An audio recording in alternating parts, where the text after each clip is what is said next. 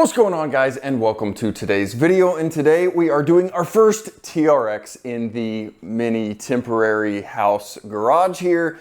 So we don't have very much room, but we're still going to be doing something finally. I've been waiting on this part for a lot longer than I would like to admit, but it's here, it's all here, and we're finally going to be putting it on. And obviously, as you guys saw from the title or description, this is the AFE Super Stock intake. Now, getting right to it, this is what comes in the box. You've got all of your different clamps, you've got two couplers, you've got your air filters here, two of them obviously for the TRX, but the kind of coolest part of this thing is, yeah, obviously the real carbon fiber intake tube. Yeah, it's a shame it's going to get as covered up as it is, but man, it does look super nice. The quality's really nice. The weave is really nice. The plate, it's a nice piece. You do have instructions that are very detailed. I did thumb through those just to make sure they were good, and they are. So this is what we're going to be throwing on the TRX. Now, why am I going with the AFE Super Stock? Because I would definitely agree it is the most tame cold air intake of them all. I mean, you're reusing the factory air box, you're just replacing the tube, and I'll kind of explain why once we get that off. But yeah, you are still using the factory air box setup, and I don't know, I'm kind of an OEM plus kind of guy. If you can take the factory thing and just kind of improve it or tweak it or make it what it should have been, I'm kind of all about that. So this still retains the ram air function of the hood, all of the factory water forging, all of that stuff. It just kind of improves airflow. Now, AFE claims a 19% flow increase over the factory tube and filters and 11 horsepower and 10 foot-pounds of torque. Now, are you gonna feel 11 horsepower or 10 foot-pounds of torque in a 6,700-pound pickup? No, probably not. But again, any little bit of airflow, smoothing the airflow out can only help. And I'm kind of doing this to get a little bit more supercharger whine, because why not? We have superchargers, let's hear them. And so that's what we're gonna do today. This is the kit that I wanted to go. So enough talking. I'm gonna quickly show you what I'm gonna start taking apart, and then we'll kind of get into more of the details. So first things first, we are going to need to pull this whole big front closeout panel, and there are about 1 million of these plastic push clips on this thing. Now, the tool I like to use is one of these trim panel poppers. I use this for literally everything automotive, and it always does me well. And again, all I'm doing is getting under, wiggling, and then removing that clip. And like I said, there are a lot of them. I don't know how many. There's more than I want to count, but yeah, we're gonna have to pull all of these clips so we can get this initial big closeout panel off this thing so we can get to the airbox.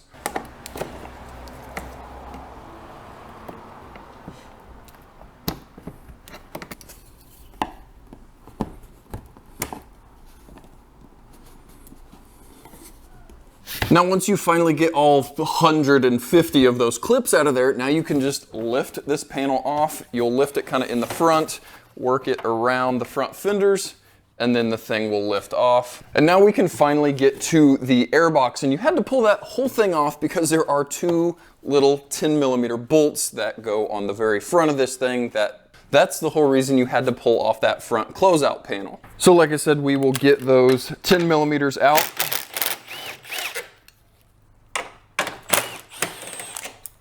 And then next we can grab the 8mm, which is on this large clamp up here at the top.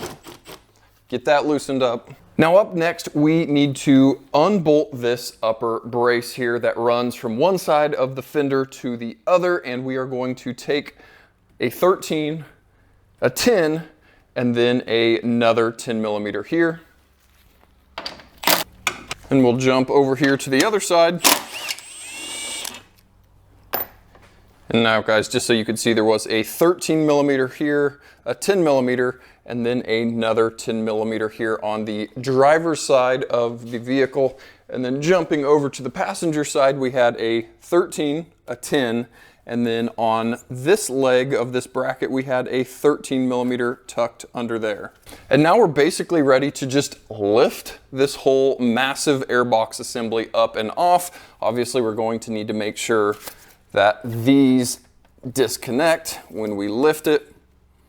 So you can kind of slide that down. And then, like I said, this whole massive thing is going to lift up and off of the engine. Now, hopefully your truck looks a little less filthy dirty, or maybe hopefully it does. This truck just played in the sand a whole bunch if you didn't just see that video. But next we are going to need to disconnect this upper tube. Now, there are a couple of things holding it on. Obviously the hose clamp here at the throttle body, but then we also have the intake temp sensor back here on the back, and that just is a little tab here on the top that we are pushing and then pulling off. Again, you can see that little tab that you just push down and then pull off. Now, really the only kind of cutting or modification we're gonna have to do is removing this hard nylon line that goes from the intake tube all the way back here to this solenoid or valve. So what the instructions want you to do is take a single-sided razor blade and cut that nylon tube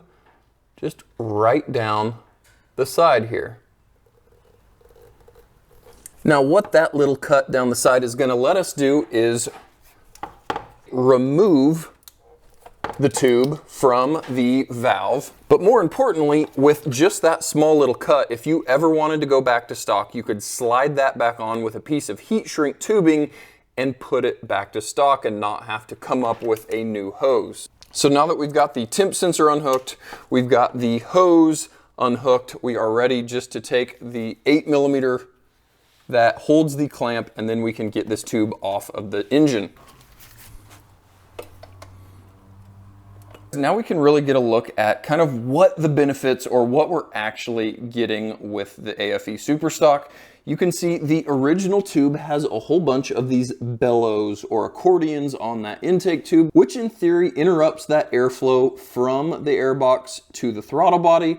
And then more importantly, we've got this big, huge resonator here on the side. Now, the purpose of that resonator is to make a little bit of turbulence, slow or quiet the airflow down so it does not make as much noise, and that's kind of what we're going for, more noise. Now, if you look at this side profile area, this AFE intake is considerably wider compared to the factory intake. So you're gaining some flow or gaining some velocity or something, but it is larger. That's got to flow a little bit more air, or at least it's supposed to. Now, the only thing we're going to need to swap from the factory intake tube is the intake temp sensor.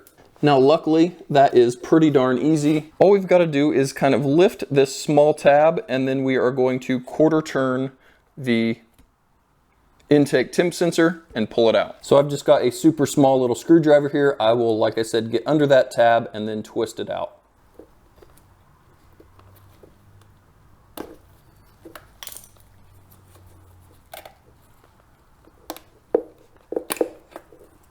Now, one of the things I really like about the AFE intake is it has a factory style grommet or retainer for the intake temp sensor. A lot of times an aftermarket intake has just a rubber grommet and you're just trying to shove this into the rubber grommet. It doesn't fit very well. You never know how far to put it in or not.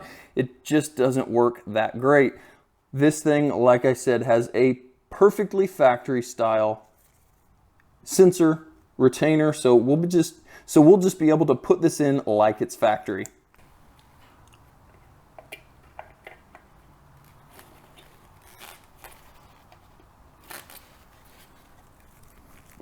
And just like that, with a quarter turn, this thing is installed just like it was in the factory intake tube. So now we're going to grab our first coupler here and our first smallest and kind of next smallest clamps. Now, these are super nice Murray branded band style clamps that aren't going to pinch because they've got that inner piece in there. They're just a really, really nice quality looking clamp. Now, what you're going to want to do is put on the side with the two small notches, because those are going to match up with the notch on the throttle body. Now that we've got that first clamp and the coupler kind of slid all the way onto the throttle body, we will go ahead and tighten that clamp down. And next we can get that kind of middle-sized clamp slid on into place. And that will let us get ready for the kind of main intake tube. And there is a big notch here, which corresponds with a notch on that coupler, which is really kind of nice. So you don't have to guess which angle it's going to be. It's just one way and you're done.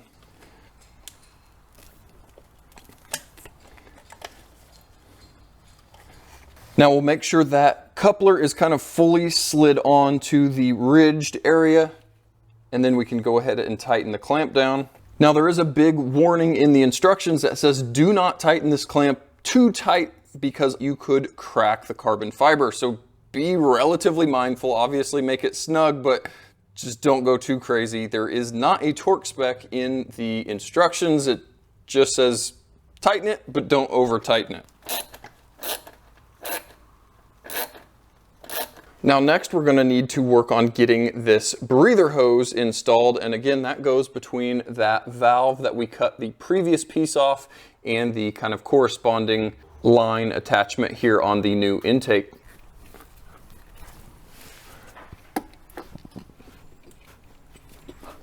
Now I am going to cut this a little bit shorter because if it was installed with the length that it came with, we are going to have a little bit of a kink here. So I am going to cut a few inches off and just see if that makes everything better. So guys, I maybe cut what, an inch of that hose off, and now it is just long enough or just short enough that we don't have that kink forming with that breather hose fully installed. Now we can also go ahead and plug our intake temp sensor in, and now we are ready to work on this air box. We are going to need to take all of these 8mm screws out of the upper air box. There's a bunch along the back and then a bunch in the front, and then we can get the old filters out and swap the new filters in. Now guys, one thing I'm going to be really interested to find out if the new filters fix a little bit of an issue that I've had or been having. This is the upper air box. This is the clean side. This is what is going from the upper area into the engine. And if you guys can see, that is dirt, or dust I should say, that I can write my name in. That is no good. That is dirt on the clean side of the filter that is going to the engine. Now, no, it's not packed with sand or massive chunks, but still, the factory air box or the factory air filters are letting dirt get past them. And that is really not a great thing on an off-road truck that's meant to go out and play in the dirt and the sand. So my plan is to clean this out really well with a microfiber, have the new filters put in it, drive the truck like I do, use it, play with it off-road, and then in the future, pull that upper air box off and see, do I have dirt? If so, to me that means the air box is kind of a flawed design that lets dirt into it. If it's clean, then we know it's the factory air filters letting dirt get past them. So time will tell on what is the actual fix. Now, how do air filters look after 8,000 miles of relatively heavy use? We've been playing with it like you guys have obviously seen, and yeah, they're dirty. We played in the sand just a few weeks ago. Do I have a bunch of sand in it? No, not really, but yeah, they're getting dirty, but by no means are they absolutely packed full. So the factory filtration seems to be doing pretty darn well on these trucks. Now here is the bottom or dirty side of the airbox, and if you haven't seen it, it's kind of cool. It's got the ducts here going from the front of the grill. You've also got air entering from the back here, all of it shoving into that lower airbox, going through the filters and then out through that upper airbox. So this side is the one that we should see all of the dirt and dust in, and obviously we do. We've got some dead bugs. We've got quite a bit of sand in this thing, again, from playing out in the dunes, but this is where it's supposed to be. It's supposed to collect here, and there actually is a little trap where it can fall out of. So obviously I'm gonna clean that lower airbox out really well, but again, it's kind of meant to be dirty. That's its whole point. So now that we've got that lower airbox cleaned out, we can set our new AFE filters in. And then we can get our upper air box put back into place. Now be careful tightening these down. These are just metal screws going down into the plastic lower air box. And again, the upper is just plastic, so you could crack or strip things out. So again, just be careful tightening these things down.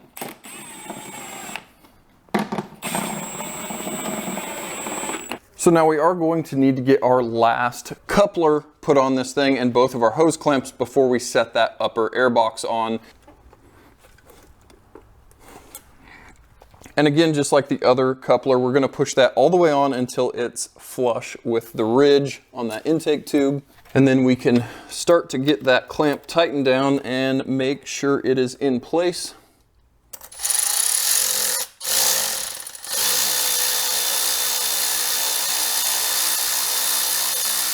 And again, since this one is going on to carbon fiber, be careful, tighten it, but don't over tighten it. That's the extent of the instructions at least. So again, guys, just kind of be your own judge of how tight or not.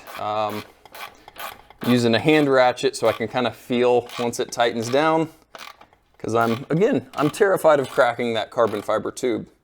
So once you're satisfied with all of your clamps, you can kind of go back and double check the ones at the throttle body, make sure that is as tight as it wants to be, and then we can get the last clamp up into place. And now we're gonna be ready to set that whole huge, massive airbox assembly with our new AFE high flow filters on this thing, get our last clamp tightened down. We'll go through and put all of those bolts that were on each side and that front closeout panel.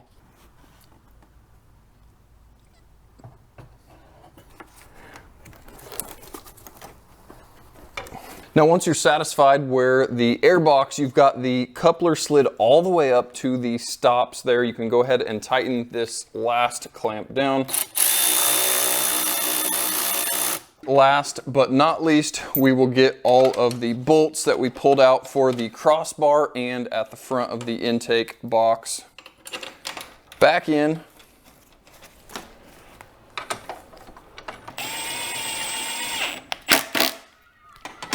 Now, one thing on this upper closeout panel, there are 4 teeth that go into little slots. You need to make sure you have those in so it fits right. Otherwise, it's not going to be sealing like it should to help ram air in. So again, just make sure these 4 little slots or teeth are in their corresponding slots on that airbox.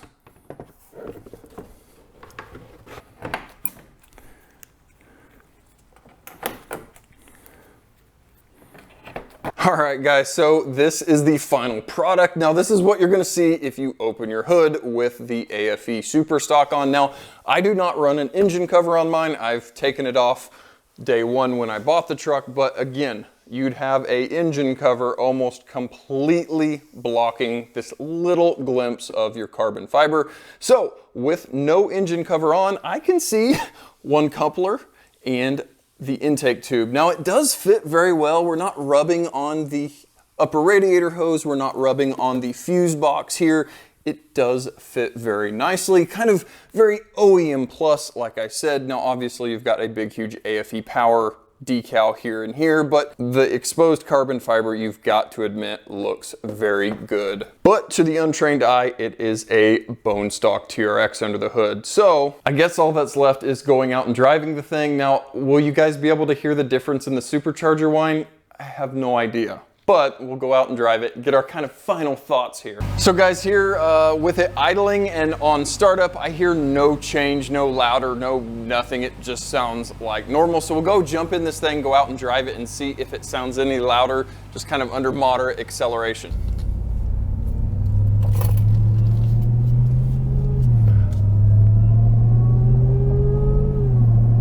All right, so guys, even with kind of moderate throttle, again, I have no clue if you're gonna be able to hear any of that, but moderate throttle does sound slightly whinier or louder. Now we'll roll into the throttle here.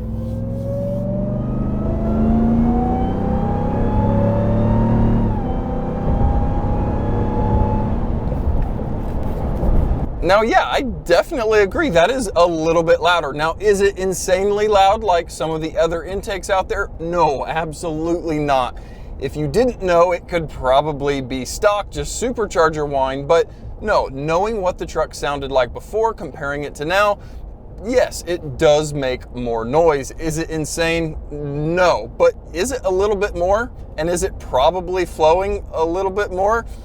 Yeah, probably. But once you're back into 8th gear cruising down the road, I hear nothing. It sounds very normal, very stock. So this definitely isn't going to be annoying driving down the highway, hearing the intake or supercharger noise. It sounds, again, very stock once you are up to speed. So we'll do one more decent little pull here.